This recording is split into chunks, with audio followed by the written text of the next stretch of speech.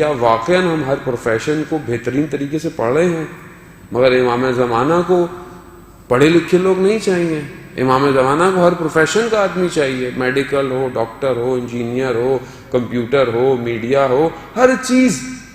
تو کتنا ہم پڑھ رہے ہیں؟ ہم دنیاوی تعلیمیں بھی ہم کتنا پڑھتے ہیں، اور پھر ہم کہتے ہیں جی مسلمان بیچارے جو ہیں ان کو پڑھتے نہیں. ہم خود نہیں پڑھ رہے. علم تو علم ہے. علم کے لیے کیا گیا ہے؟ علم کے لیے تو یہی حدیث آئی کہ علم کو جہاں سے دیکھو اسے حاصل کرو. کہ وہ حدیث جس کو ہم کہتے بھی ہیں کہ رسول خدا حضرت محمد مصطفیٰ صلی اللہ علیہ وآلہ وسلم علم حاصل کرو، چاہے تمہیں سین، یعنی وہ اس وقت جو ابھی ہم بعض اوقات چین کہتے ہیں اسے، یعنی دور دراز جانا پڑے علم کے لیے. اور علم کے لیے اور کتنی حدیثیں ہیں کہ اپنی ماں کی لحد سے لے کے جو ہے وہ ماں کی گود سے لے کے لحد یعنی قبر تک علم حاصل کرتے رہو. بڑے بڑے علماء اکرام، مراجع اکرام اپنی آخری ایام میں بالکل آخری وقت تھا، اس وقت بھی جب کوئی ملنے آیا تو اس نے کہا کہ کوئی مسئلہ بیان کرو. کہا آپ کا آخری وقت ہے اس وقت؟ تو کہتا ہے نہیں، میں نہیں چاہتا کہ میری زندگی میں ایسا ہو کہ میں شاید کوئی ایک اور مسئلہ جانے بغیر دنیا سے چلا جاؤں. یعنی اتنی تشنگی پائی جاتی ہے علم کی. ہماری زندگی میں واقعاً تشنگی پائی جاتی ہے یا نہیں؟ اب پہلا سوال یہی ہے. ہمارے تشنگی نہیں پائی جاتی، ہم پیاسے ہی نہیں ہیں علم کے، ہمیں شوق ہی نہیں. جسے میں نے کل بھی آپ کو عرض کیا کہ ہمارے ہاں کتنا رجحان ہے کتابیں پڑھنے کا. کتابوں سے مراد صرف ضرور نہیں ہے کہ آپ بولیں دینی کتابیں پڑھ لی ہے، نہیں. آپ دینی تو بہت مشکل ہے، دینی بات سننا مشکل ہے، کتاب کون پڑھے گا دینی؟ لیکن ویسے نارمل کتاب.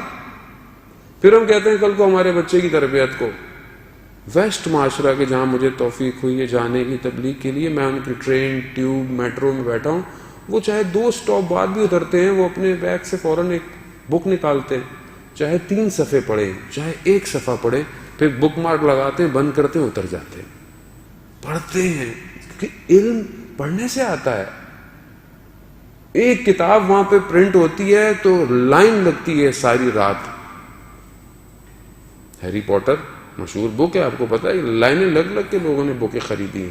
کیا ہے؟ ناول ہے، وہ بھی ذہنی تخیلات پہ ہے، کوئی حقیقی مبنی بھی نہیں ہے اس کے، لیکن لوگ لے رہے ہیں.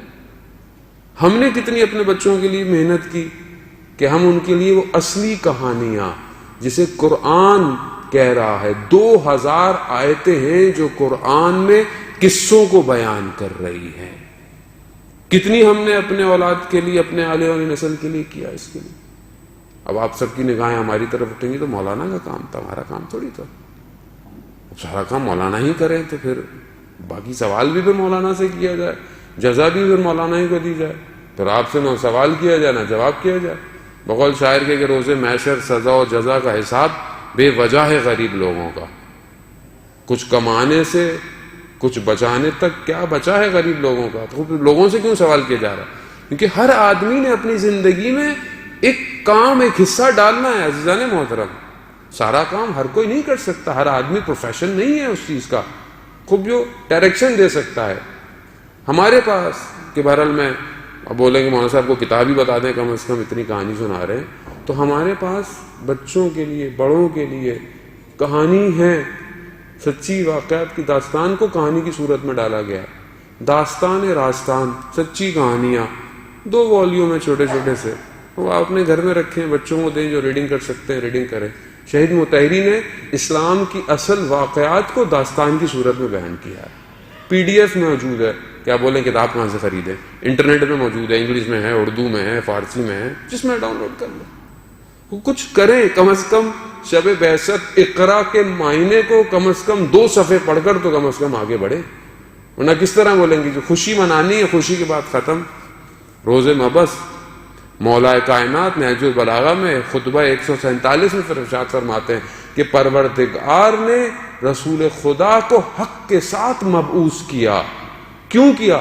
تاکہ نکال سکے بندوں کو بتوں کی بندگی سے، اور نکال سکے انہیں شیطان کی اطاعت سے اور اپنی اطاعت کی طرف لے کے جا سکے. عزیزان محترم، ایسے نہیں رسول کو مبعوث کیا گیا. خود رسول خدا فرماتے ہیں انما بعثت بالمکارم الاخلاق، کہ مجھے مبعوث اس لیے کیا گیا ہے کہ میں مکارم اخلاق کو بیان کروں. اخلاق کو بیان کرو.